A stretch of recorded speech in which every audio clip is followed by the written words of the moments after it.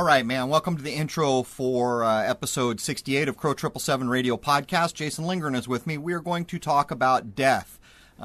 We don't really get, per se, directly into death until the second hour, but what we do is take time to cover the traditions around the world that shape our view of death. In most cases, in this part of the world, I would say so few of us even consider death, and it's probably a pretty important part of our lives. During the show, I couldn't remember the line from that old Pink Floyd song. It's shorter of breath and one day closer to death. It's a true statement, and we should think about it more often, and we should get used to the idea of death. In my view, we shouldn't fear it. We shouldn't go along with all the media programming of the fear porn that surrounds death. So what Jason and I did was we just broke down traditions from all over the place. You know, so often people come to my channel or to my website and they have a very rigid view of traditions and belief systems. And with that in mind, Jason and I thought we'd cover everyone we could think of that's a major tradition right now. It's important. I mean, after all, you're looking at people who are just people like you and I. They have kids. They may have a culture that's been around a long time. Chances are we can learn something from them. It's not always the case, but the chances are. In this episode, in the first hour, we will break down many traditions in a very overarching way. We don't try to get specific. We don't try to act like experts. We're taking the publicly available information and drawing a picture about how different parts of the world view dying. As fate would have it, my first job out of high school was working in a nursing home. And as a very young person, I saw death a lot, and I saw it quick. And it changed my view for the rest of my life about what death is. And the more I look around where I live, in the part of the world I live, it's held at arm's length. It's this surgical thing that goes down. People don't interact with it. They don't examine it. They don't think about it. They don't even consider that someday they're going through the same darn door. All of us. Every flower, every guinea pig, everything. We're all going through that door. So it's just a part of being, isn't it? In the second hour, I really get into this with Jason, and we both recount some experiences. Lot to cover there.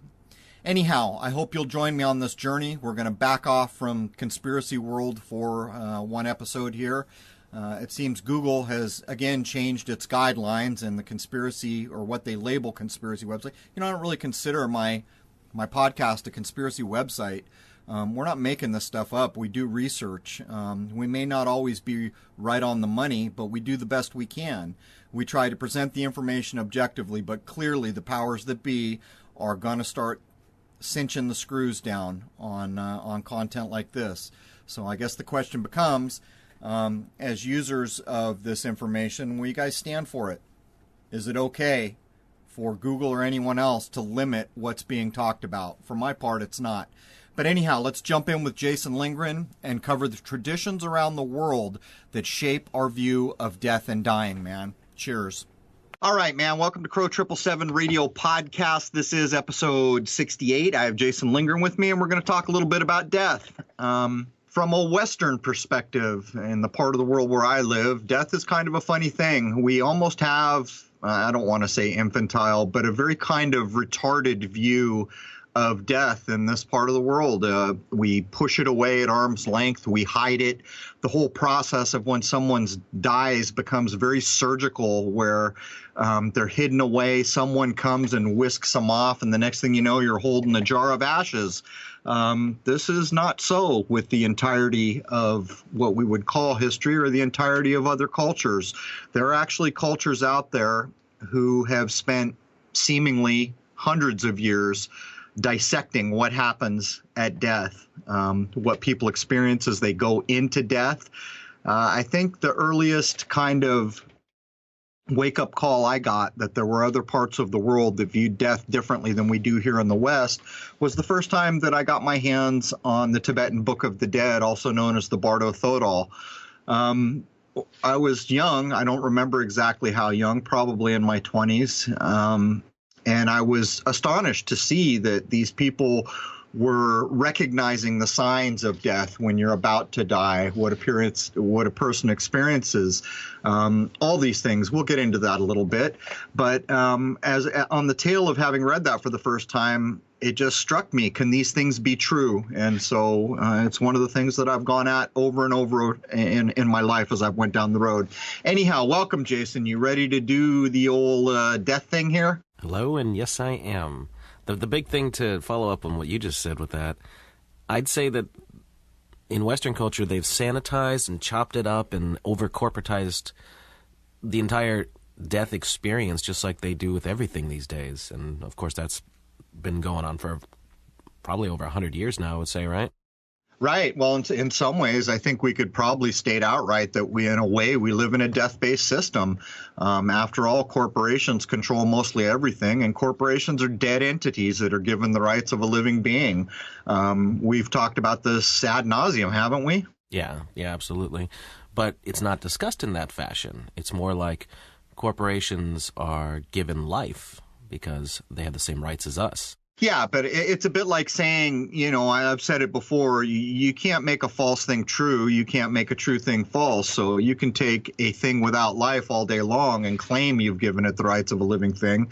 But at the end of the day, even the word corporation has a prefix that tells us corp, which brings to mind a dead body. There's really no getting away from these things. I had written a blog some time back. I think it was titled, Is Death a State of Mind? And one of the traditions in the West we have is birthdays. And the reason I thought about this is because when I was in Okinawa in the Marine Corps, Okinawa is one of the places where some of the longest lived people are. I think it's marked as such even to this day. But on the outsides of where the Marines would work, there would be like these chain link fences, and every little open portion of land, there would be gardens. And there was always this really, really old guy on a bike every day would come down the sugarcane roads that led into these gardens, and he'd work. And one day I actually talked to him, and he was old. And I asked him how old he was, and he told me he didn't know. He didn't know how old he was. And I thought, wow, what a thing. And later on, as I mentioned, I wrote that blog about birthdays. Birthdays are a funny thing. As I began to dissect it, I began to consider that it's just more of kind of the death-based system that we live in. It's programming in a way. We take a cake, we put a candle for each year we've been alive, and then we snuff them out. As I began to consider this, I thought, I wonder if there's more here. So I looked into it. The claim is that the birthday cake goes back to some ancient Greek rite. But the irony here is it's claimed that the lighting of the birthday candles is mocking the moon. You turn out the lights, you light up the candles, and supposedly in some ancient Greek tradition, that was about Artemis and the moon. And at the time, I had been studying the moon, and of course, the moon is constantly associated with death. So we have a lot of things in our culture that echo older aspects of death that we don't do anything more but put on a party hat. We don't think about them. But anyhow, you ready to jump into this thing? Yes, I am. It's interesting. If you weren't so hung up on the numbers, maybe you might live a little longer if you're just not thinking about it all the time. You die when you die instead of being concerned with the fact that, oh my God, I'm in my 80s now, or oh my God, I'm in my 90s now. I put that forward in the blog that I wrote, that maybe birthdays and counting each year you've been alive is not the best thing, because in essence what you're doing is saying, I'm getting older. What's that old Pink Floyd song? Time. One step, one breath, or each day closer to death. I forget the exact line of it, but that's basically what birthdays are. You're kind of like ticking your own clock. In the article, I mentioned the idea of taking twins at birth and separating them and having one live the system we do, with all the violence and death that's spewed at us through media every day, and the common knowledge that the average person who's male in the West thinks they're going to die at around age 74 because that's what we're told. Taking the other twin and don't expose them to any of that. Which one would live longer? So I go down that road. But anyhow, without rambling too much, Jason, let's jump into this thing. All right. Well, obviously, most people have some sort of view on what happens when our physical bodies die. There are many faiths all over the world with varying belief systems, and there are those who go by a very strict scientific mindedness that nothing whatsoever happens when we die. It's over, and that's that. And there definitely are still a lot of people that cling to that, and that's all they have. Now, many people have claimed, of course, to have had near-death experiences with various descriptions of what they saw as their physical life was close to being ended, but in fact, they didn't actually die. There have always been claims from certain individuals that they can speak with the dead as well, but no one has ever been able to prove that I'm aware of anyway, in a scientific setting. So death in general, it's a necessary part of life because our natural world survives and thrives off of what is generally called the circle of life, with the ending of one thing being the beginning of another. While there are many spiritual and religious points of views all over the world, the general connection between all of them are the next few points I'm going to go into.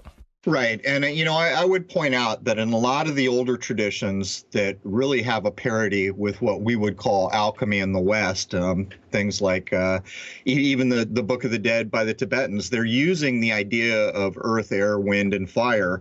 They're still using these basic, what we would call alchemical ideas. But the thing is, they are not afraid of death, where over in our part of the world, it's like the exact opposite. So I think that's a critical point to make before we jump in here. Go ahead, ma'am. Right. So spiritual views and/or religious views. These next couple points, generally what it's used for in a person's life.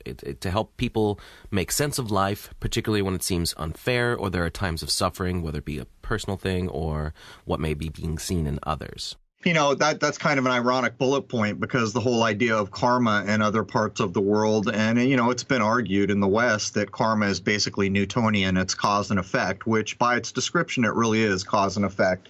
And that plays into a lot of religious traditions. But keep pushing, man. It can give support and comfort in times of stress and grief, most especially at times of others' death. And, of course, give a feeling of meaningful purpose to life. Part of this is almost always, despite whatever faith it is, although there are a few exceptions, to help others in any way you can. For everyone to be good and decent people and moving forward to help make each other's lives better overall.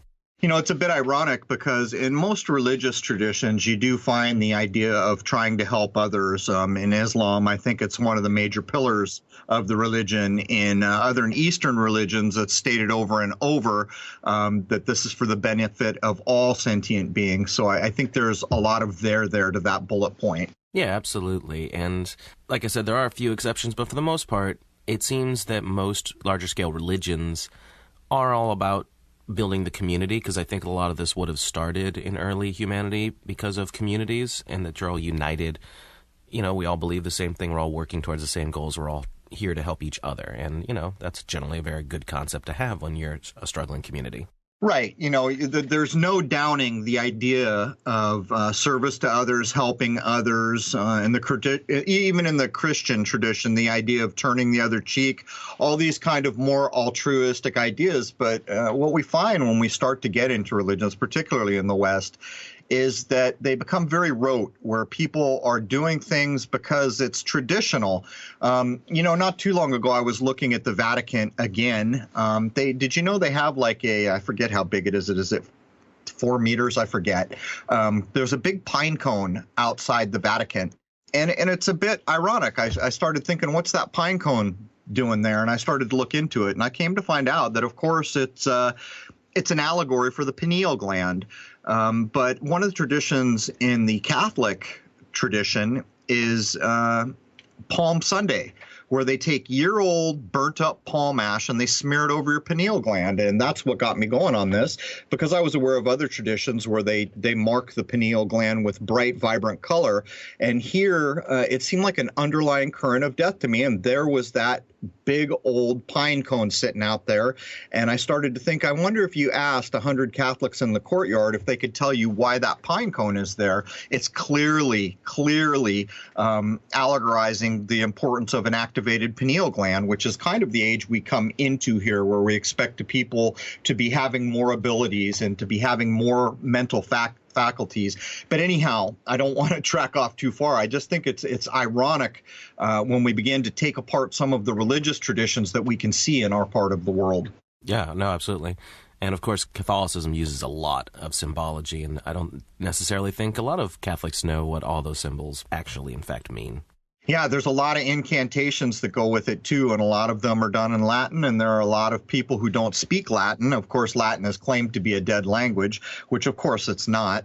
It's the root of even all science. You know, you name something in a science setting, and almost certainly there's going to be Latin in it. But anyhow, go ahead, man. So, early humans, from what we can tell, had a strong respect not just for the dead, but a fully accepted notion of a functioning spirit world and afterlife, with the concept of ancestor worship being a very common feature amongst early tribal humans.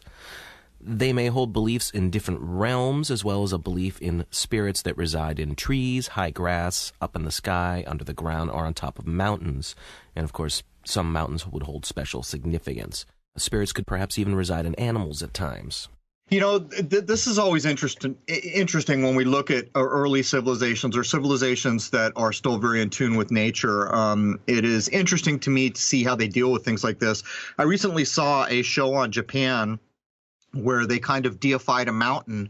And I thought, well, that's interesting. Why are they deifying the mountain? By the time the end of the show had come, it showed that basically this mountain in the vicinity of where they lived provided everything. The water came down from the mountain. I mean, the whole ecosystem side of things basically did show that the difference in the way they were living was due to that mountain, and they gave it respect. But in that respect, however you want to view the religious aspect of it, what they were doing was profoundly accepting the importance of this mountain in their tradition and protecting it, making sure it wasn't logged, the water wasn't polluted, these kinds of things. And that, to me, is where you begin to see real value that matters. But anyhow. Well, some of these concepts can actually still be seen hanging around until today. What's left of the Native American population still hold a very strong sense of nature and that connection. And a lot of African tribes still do as well. Yeah, there's no getting away from it. Even when we travel through the Southwest in the United States, there are still a lot of places that are considered to be populated by what is called Native Indians.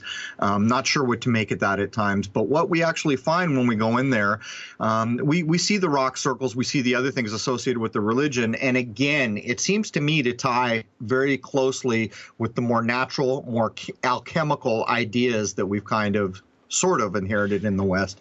Anyhow, go ahead. So let's look next at what is generally called pagan beliefs, and examples of this could be Celtic Druidism and the New Age paganism of Wicca that actually draws heavily from the Druids. There's a very strong belief in the cycle of life. There is some uncertain and contradictory information on the Druids' beliefs in death and the afterlife, but the general notion seems to be this idea of a happy afterlife, which, according to many old tales, made them very fearless in battle. They seem to have a belief in the transmigration of souls. This druidic teaching could have spirits being reborn, not just as humans, but any other form in nature, even animals or inanimate objects at times. Old tales mention humans returning as new humans for further spiritual advancement through a fully lived life, an animal to increase their honor or spiritual authority, or even a pool of water, or as you mentioned before, perhaps even something to do with a mountain. There is also the notion of a happy land of the dead. Now, Wicca seems to hold some of these beliefs as well, also with the idea that a departed soul can still have a relationship with the living, for the identity of the former living being survives past physical death. The wheel turns, and sometimes things must be let go. But the wheel will turn again, and things that have been lost will be returned to us. The form may change, but nothing is ever really lost.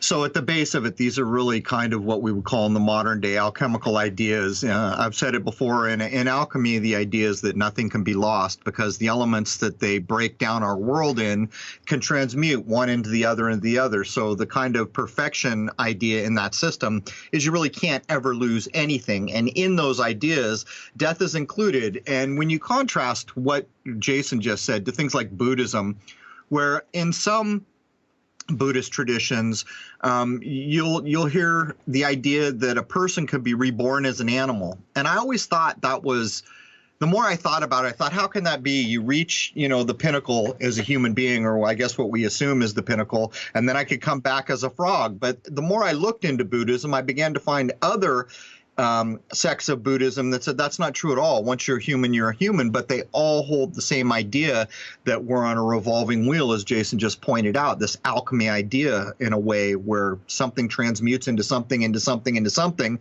It's always here. It's never lost. And I think death is this very idea in a lot of the world's traditions. But anyhow, go ahead, man. Let's look next at the ancient Egyptians. The belief was that the body was made up of several parts: the Ba, or soul, the Ka, or life force, and Aj, the force of divine inspiration of life.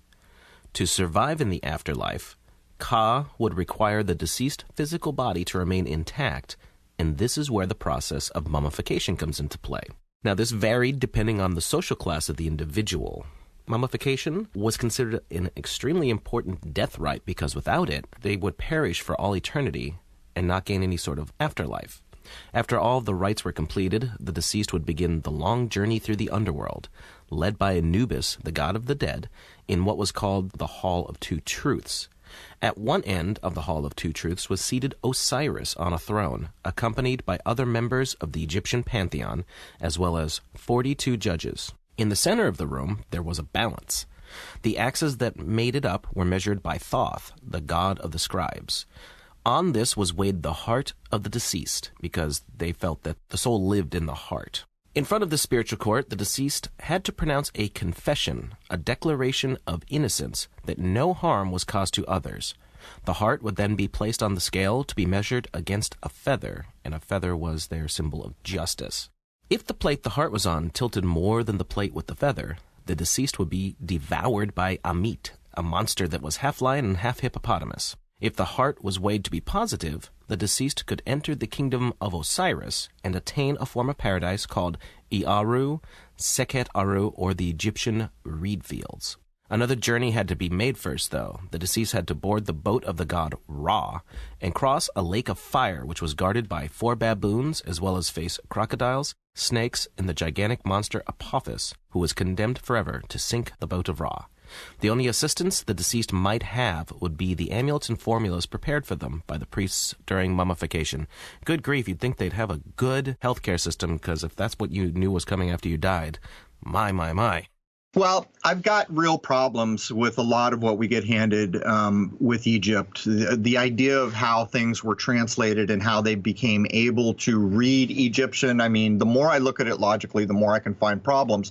And not only that, when you begin to look at the overall ideas that are being expressed in things like the Egyptian Book of the Dead, you see real crossover into the ideas of what Buddhism and some of the other Eastern religions are doing. But the idea of mummification, as an example, I'm dead, but I'm going to maintain this physical thing that I have to leave behind in the form of a mummy. I've read versions where actually what was claimed by other researchers was that the mummification process was done to living people, and it was an initiation where the ceremony was like, you're going to die now. You're going to go through the stages of death, and when we unmummify you, you've never really died, but you've gone through this, whatever it was they did. You're going to be ready to go up to the next initiatory step. And when I read those, they seemed to make more sense. But on a whole, it seems to me like ancient Egyptian has really been used by the Western world to encode things. That's happening right now. Look at ISIS. The idea of ISIS has been wholly hijacked, to make a bad pun, to get us baited into this whole fear porn thing about supposed terrorism. But the more I look at this, the more it just seems like a tangled web of inconsistent ideas. And I know a lot of people might have a problem with that. But the real problem that I had is when I began to contrast it to things like the Tibetan Book of the Dead. It's a very precise thing, the Tibetan Book of the Dead. Whatever you want to make of it, there seemed to be people truly tried to make a science of what happens when a person dies, what is experienced after the fact, these types of things with meditation involved. And a lot of these ideas, even as you opened with the Ka, the Aj, and the Ba, these have direct corollaries in that tradition. But that's just my take on it, Jason. Well, I would say that this is the mainstream sanitized version of a lot of Egyptian mythology. There's no doubt that there's a lot more to Egyptian symbolism and beliefs because we see the elite using those symbols for their own purposes. So why would they do that? There's got to be more meaning there. That's what I think. Yeah, I think that probably the reality of pyramids in ancient Egypt has wholly been obfuscated. It clearly relates to the Bible we have in the West. The Egypt's all over the Old Testament. And again, when you go back to how we came to be able to read the hieroglyphics, I mean, there is a whole ball of tangled yarn there. I mean, even to the point where there's people who did certain translations who are now defamed, and it's even been echoed in movie. What was that movie, Stargate, where they're mentioning some of the people who had other translations, and the comments are made, oh, you're using the wrong translation here. It seems to me like it's a mess that's not easily unmessed up, to be honest. To me, the antiquity of Egypt, I think, is wholly false. That's just me, but I suspect all that stuff is a lot closer to the modern age than we've been led to believe. And what's actually happening is they keep trying to push it back further and further. And no matter what new things come to light that challenge the kind of scientism, Egyptology timeline, they always stick to their guns and hold to this construct they've made. So to me, there's little or no value. I suspect if we could meet people from that part of the world, they would have a wholly different point of view than probably what we just read here. Well, I think so. First of all, I think all of this could very possibly be tied up with the altered timelines that we've been discussing the past few weeks. So we don't know literally when these things may have actually taken place in reality as opposed to what we're told is the reality. And second of all, a lot of people that I know who get into the whole Kemetic study, it's a lot more spiritual in the sense, I don't want to say esoteric, but maybe that's the word I should use, where they're discussing things like frequency and vibrations and very good mathematics and that sort of thing. You know, even in the modern age, when we look at all the space nonsense that goes on, regularly, Egyptian stuff is Masonically encoded into the space nonsense. And that tells us something about what we can get our hands on. It's been manipulated, in my view.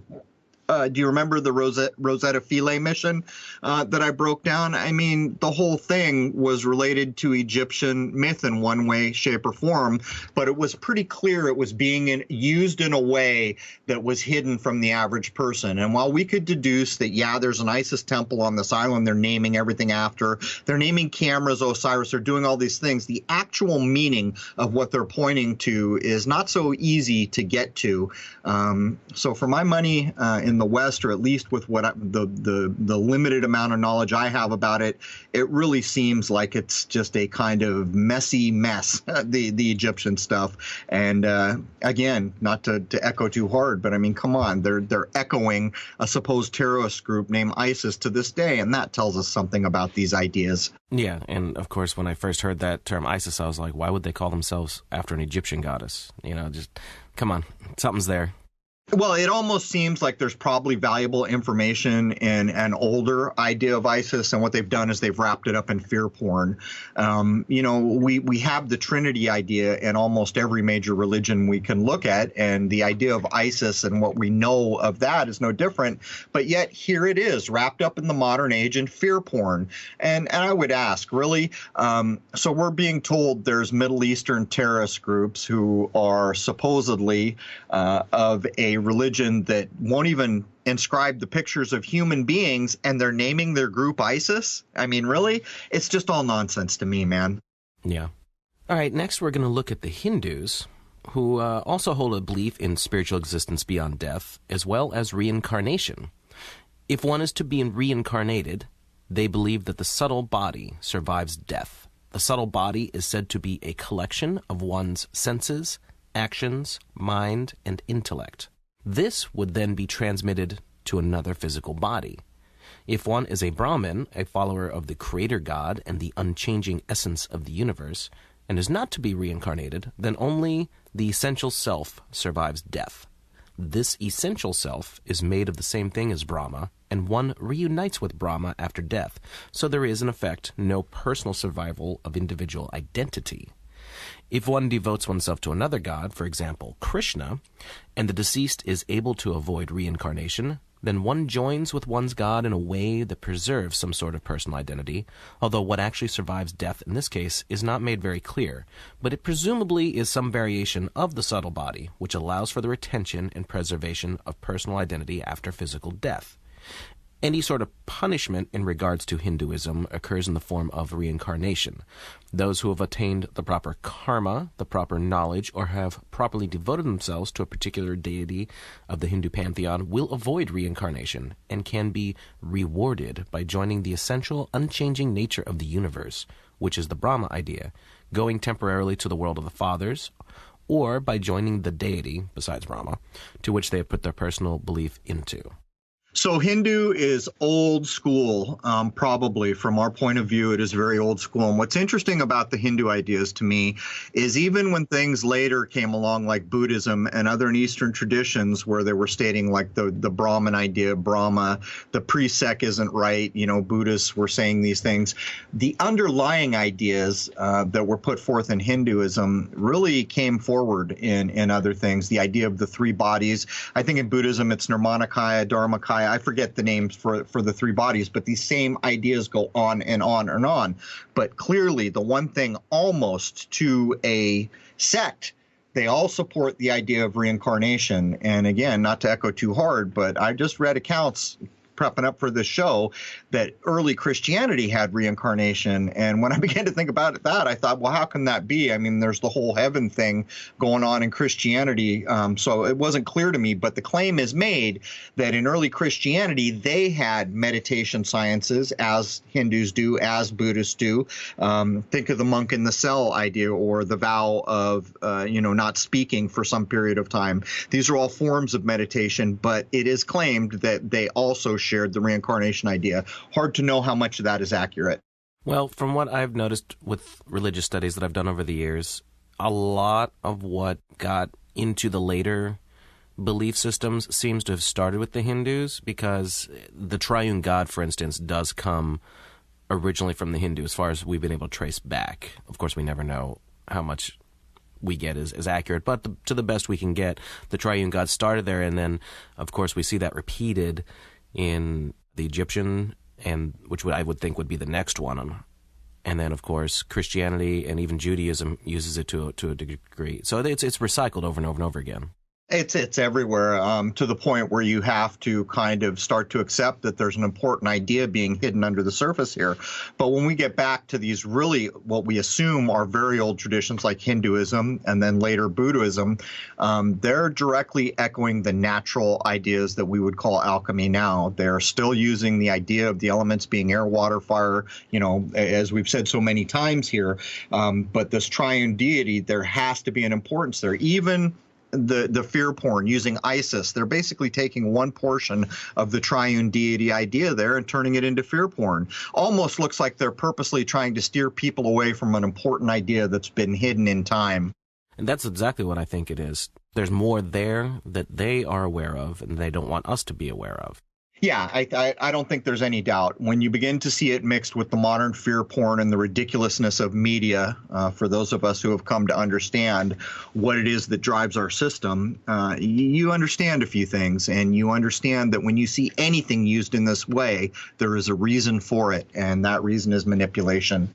Now, it's interesting with the Hindu culture because humans in general will always seem to find a way to enslave other humans. So what they've done with their religious beliefs and this caste system that they have, they willingly get people to buy into the concept that if you're born into a certain level, it's because you deserve karmically, spiritually, whatever you want to say, to be in that system, and you can't rise above that particular system that you were born into. So they've created a ready-made group of followers that aren't going to question what they're told from the people in the higher levels. It's very clever, really, but kind of sick. Well, it's funny because, Buddhism came along later and they began to talk about the Brahmin priests saying that what they were doing was useless, the rituals meant nothing.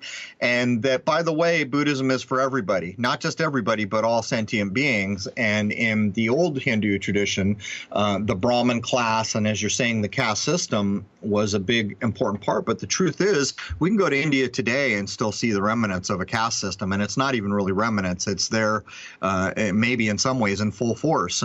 It's very visible even to this day. Yeah, and it almost holds on to the feudal systems. It keeps that going. It's constantly refueling that, because if you've got people who aren't very educated and there's just masses of people just struggling to survive, literally just to have enough to eat from day to day, it's not too hard to keep them believing a certain way because they don't have the chance to even find out about anything else. From a systematic point of view, it's almost genius to have a system like that where everybody knows their place and they're content to be there. And that begins to feed into other Eastern mindsets where the idea of you're actually in nirvana now, you just can't realize it. This place you're standing, this place we're breathing right now, for one person could be a type of hell, for another person could be nirvana, which is just a mindset. When we look at the idea of his Hinduism and caste sets, on the one hand, systematically, it really works and works to the point where it still exists now. I doubt if people at the low end of the caste system are happy to be there if they're asked, but the point is the system functions in the way it was put together, and it's lasted a really, really long time. So it's an interesting thing to look at.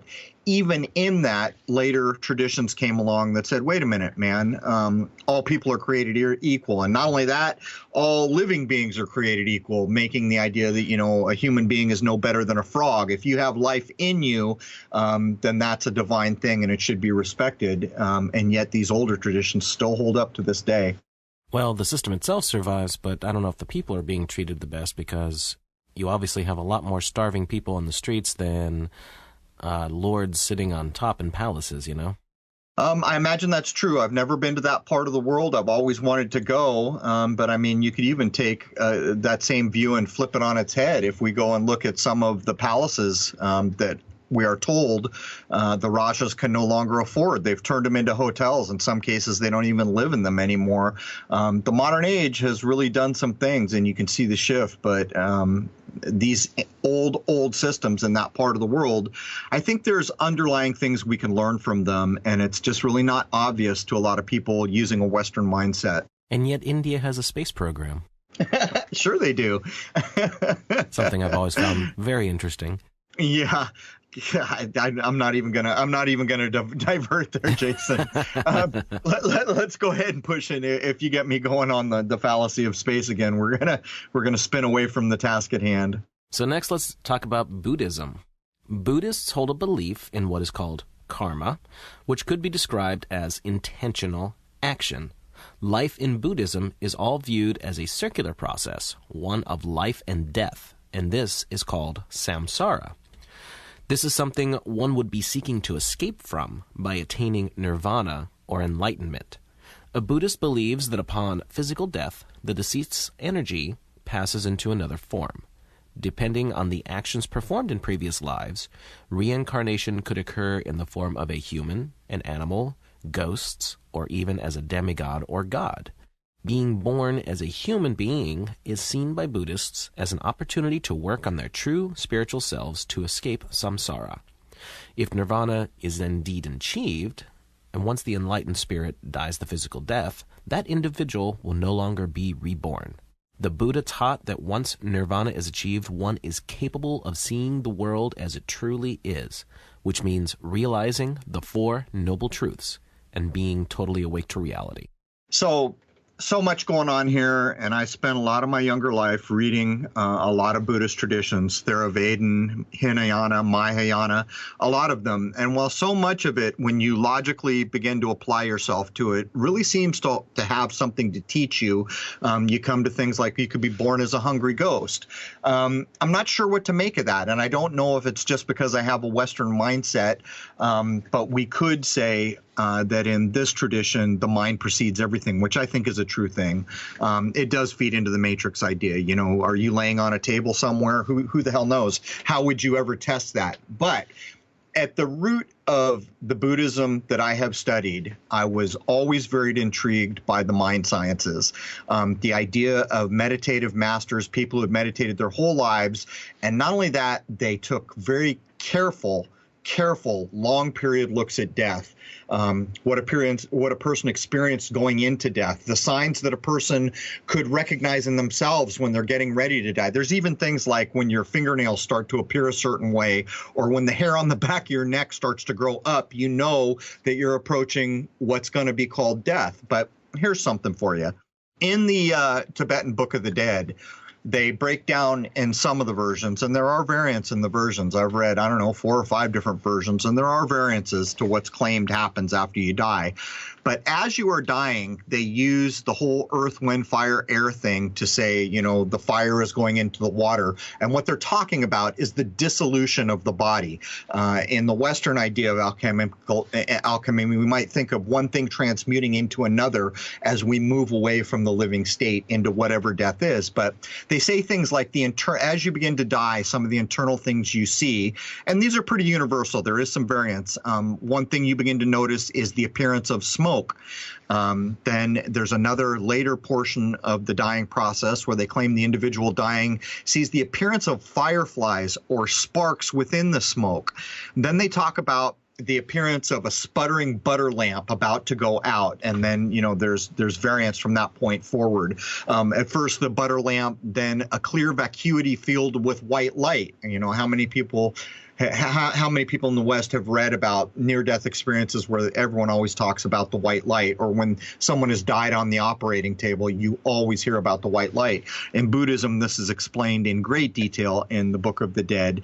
The idea here is that in this particular tradition, they took a lot of time to apply meditation, mind sciences, and very close observation to what's happening in death. And I think there's a lot to learn here. I'm not trying to say that Buddhism is for everyone, but there's not a single tradition that I don't want to look at in this world to see if there's something there where I can gain something of value. And I think that Buddhism and its predecessor, maybe Hinduism, there's a lot there that goes way, way back and relates to a kind of more natural view of things. But anyhow, I think you're about to address the Four Noble Truths. Yeah, I'm going to read the Four Noble Truths one at a time, and I'd like to hear your take on your own personal experiences after each one, because way more than I ever have, I think you've looked at and possibly even embraced some of the ideas of Buddhism. Yeah, there's no getting away from it. Again, as a whole, I don't belong. I'm not a Buddhist. I don't belong to any organized religious tradition. But what I try to do is to recognize the things that are old and valuable and relate in a more natural way. And that's what I've tried to do. So the first one is the truth of suffering, or dukkha. So, you know, I don't think anyone can really deny this. As a living being, the idea here is that if you're going to live, you're going to suffer. And while, you know, clearly people have different experiences in this world. I mean, when I was growing up, one of my friends was the luckiest guy you ever saw in your life. I mean, we would need money. This guy would find a $20 bill on the ground. He very rarely got hurt. But on the whole, even that very lucky individual did have some accidents, did have a number of things that would qualify as suffering. Even if a person goes through their whole life where they've been pretty fortunate, they've never really been injured or had all these things that you could classify as suffering, there will come a time when they're going to get sick and die, and that, in essence, is a form of suffering. So I think as you go through the Four Noble Truths, there really is a lot to be gleaned of value from these ideas. The second one is the truth of the cause of suffering, or samudaya? Yeah, samudaya. What's going on here is people in meditation and by observing life have started to identify that people who live here suffer. And so then in the case of the myth that we're told about the Buddha, he begins to break down, well, why do we suffer? And so he basically comes to the conclusion that craving and ignorance is what causes all suffering. Predominantly, I would say that's true, yeah. Yeah, I mean, when you logically begin to break it down, you do come to the conclusion that if you could just go sit somewhere and be content with whatever it is you had, a lot of the suffering would be out of your life. And the fact that we want money and we want houses and we want a wife and we want our significant other to be faithful to us, these are, in fact, the root of a lot of the suffering we experience. The third truth is the end of suffering, or nirhadya.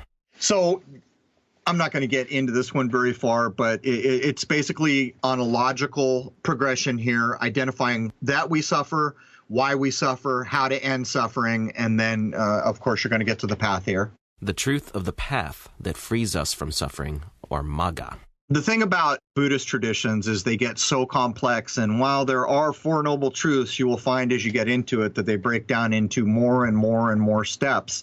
But I would urge anyone to go take a look at them and logically break them down, see if there's anything you think there that's helpful. For my part, I think a lot of it is logical. I think of a lot of it was developed from people looking directly at nature. As I've said so many times, if you want to identify nonsense, try to find out what's natural, then try to find out what's man-made, and that's a good starting point. And in the case of the Four Noble Truths, I just think that it's based on natural observation. I think it's that, and it's also coming to a peaceful feeling inside of yourself of what you've been given in this life, because obviously we aren't cookie-cutter, exactly identical people. Every life is different in some way, shape, or form, even two people born in the same town, going to the same school, all that. It's not going to be identical lives, so someone who may have a very different upbringing is still going to have problems that bother them, as opposed to someone who's born incredibly destitute and struggles just for physical survival. You have to come to peace with whatever it is to raise your spiritual awareness, I guess is a good way of saying it. Right, and even the idea you're expressing, not only this tradition, not only Theravada Buddhism, not only things like the older tradition of Hinduism, they tried to identify the causes for why we all experience different sets of problems here, and a lot of it's housed up in the karmic idea. For my money, the idea of karma at its root is basically cause and effect. In the Western tradition, you could call it Newtonian. You really could, and there's no way to prove certainly that these things are going on, but nonetheless, when you logically break them down, I think there's value for the ideas that are being expressed. And in my view, anything that's lasted a long, long time probably has something to teach us. And it seems in general that Buddhist culture is a little less chaotic. I might even say a lot less chaotic than a lot of other cultures that don't approach life in this way. So while I also am not a Buddhist or subscribe to any one religion or spiritual path, there definitely seems to be a lot of value in it. Well, for me, Buddhist holds the same value as any other tradition I'm familiar with that uses meditation or mind sciences. I think that's one thing that we have come so far from in the Western traditions, and it's a shame. As a matter of fact, they're running a show on TV right now that talks about mindfulness and how there's a big resurgence of mindfulness, and how Steve Jobs said, I invented all these things because of my meditation. And, this idea that these old traditions we're talking about, which include meditation, there is no getting away from the last two that we've covered here. Meditation is a massive part of following these traditions. Now the idea is that the corporate world and the average person is succeeding because they're using mindfulness. But even in that, the two ideas are at odds. On the one hand, in the West, we're being told, look at all the value we can get from mindfulness because you can get a better paying job. You can invent things. You can get a car, where the original traditions are saying, look, man, all the stuff in this world, the harder you try to hold on to it, the more you're going to suffer, and ultimately you're going to lose it all, and there's not a thing you can do about it. Each one of us is going to die. And if you look at those two aspects of the same idea, for my money, the one I just explained last there has more value. It is true that the harder we try to hold on to things, the more we will suffer. I have experienced this for myself. And it is true that someday every single thing that I own will not be mine anymore because I will have to pass away. So when we look at these things logically, I just think there's a lot of value there for the average Western mind to at least be exposed to these ideas. And for anyone, meditation, it's a big deal. People would be surprised how little control we have over our mental processes. So there it is, man. Now, my own personal experience with Buddhism a few years ago when I was in a very, very bad emotional state of mind, there's a Buddhist temple, a Vietnamese Buddhist temple here in Baton Rouge, and I started going there. I showed up one day, and even though I didn't understand the language, I could feel the positiveness that was going on there. And after going a few times, the head monk, I don't recall what his title or name is in Vietnamese, but he came to me and he said, if I'm interested, there is an English-speaking one, but I was welcome there anytime. Like, it was interesting because he could recognize that something was really, really bothering me at the time. And this expressiveness, more than his words said, his expressiveness of kindness and consideration for someone in a bad emotional state was very obvious. He could convey that without having to say it in English. You know, compassion is a big part of many of these Eastern religions. And for me, there's real value there. The idea of how you view, say, an animal or even a worm, these things have value in these traditions because they possess life.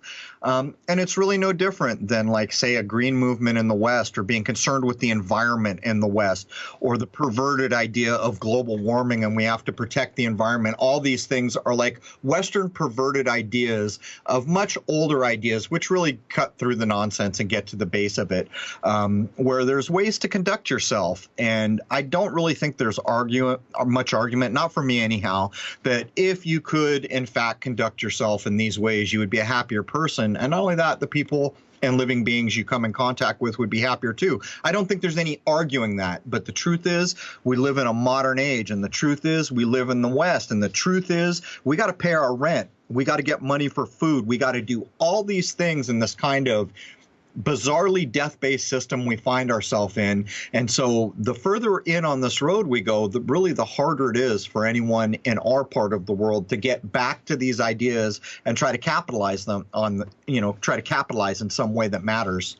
Right. And in Western culture, we've got everything so over-corporatized is the word I've been using lately, but we've got everyone struggling just to survive, and at the same time, the concept of more and more and more is constantly being shoved in our face. And religions such as Buddhism kind of take the exact opposite approach, that you don't need these things. Yeah, that there's so much truth to it. But what you're actually expressing, in my view, is the corporatization of the Western world. Marketing is a big part of corporatization. And what it is superficial. It's brainwashing in a way to try to expose people over and over and over to things in a clever way that try to get them to consume, to try to change their behavior, to tell them they need all these physical things. And what it is, it's a bit like a Band-Aid to me. We're all going to die. Each one of us is going to die. So is it more important to accumulate houses and bank accounts and all these other things when we know this day is coming for each of us? Or is it more important to try to find out if there is a deeper meaning to all this? If I can, in fact, live in a certain way that better prepares me to go through that door called death, which we will all go through, along with every flower, frog, everything that lives will go through that door. Is there a better way to do this? And I just think that in the West, we have gotten so superficial, and the culture is so unhelpful as to be, I mean, it's basically a crime in my view.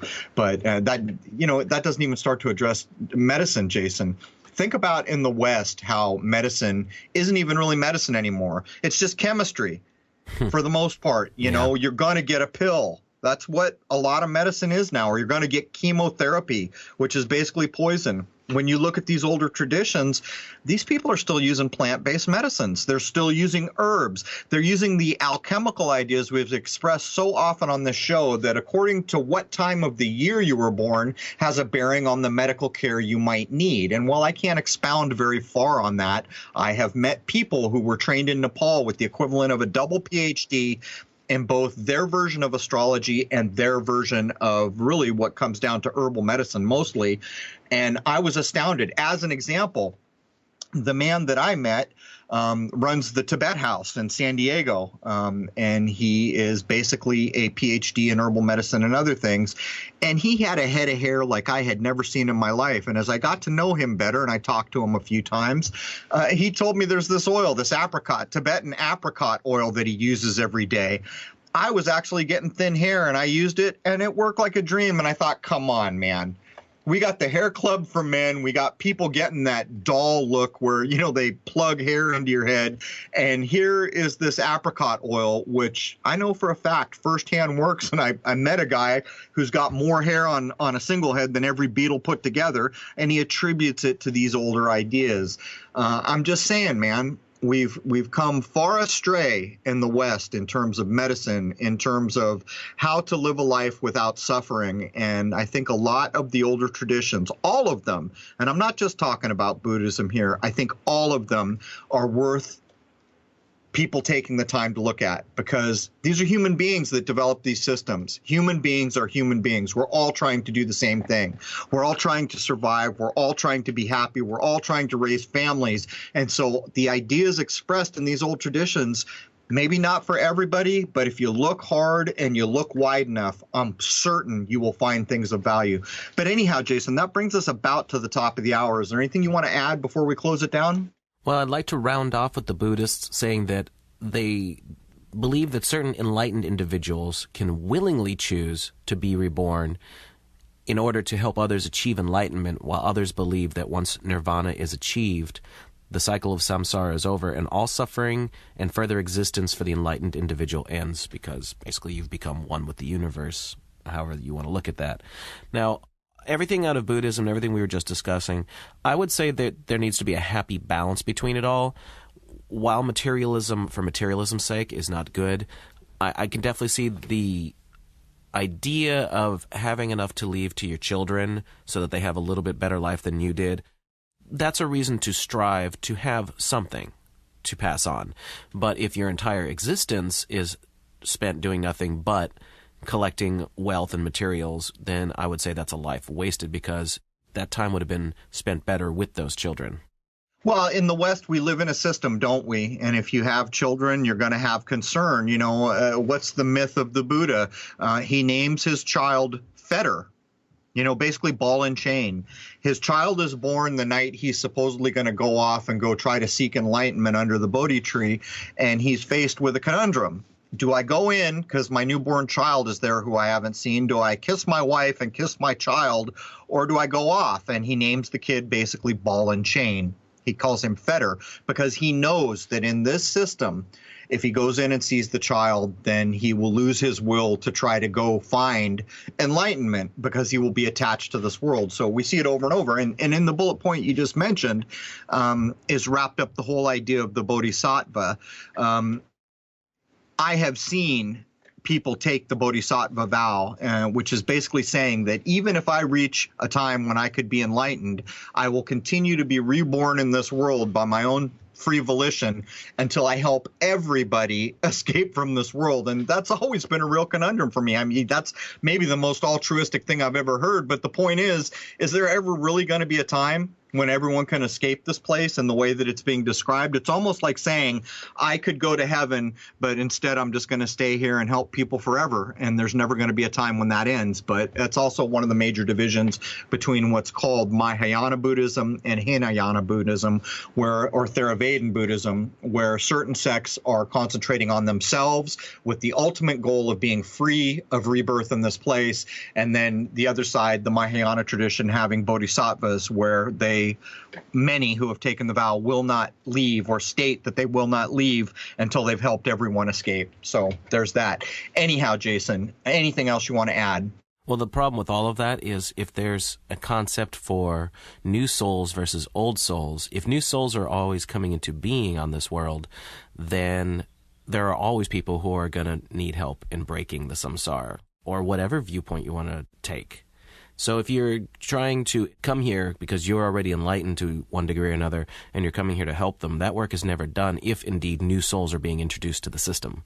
Well, you see, I have a real problem with that, and I've been thinking about this for many years now. We may even do a show at it at some point. The idea of, is there really a fixed amount of life, or is there more life all the time? Is the idea that we can be overpopulated true? And I think that there's real problems with the way that we view things, to the point where when you look at the memes and you look at the echoing of these hidden ideas, even in movies where you'll see someone die, you'll see a flash to the moon, and then a baby's born.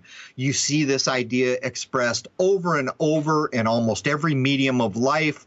And what it's basically saying is, this dude died, now this dude can be born.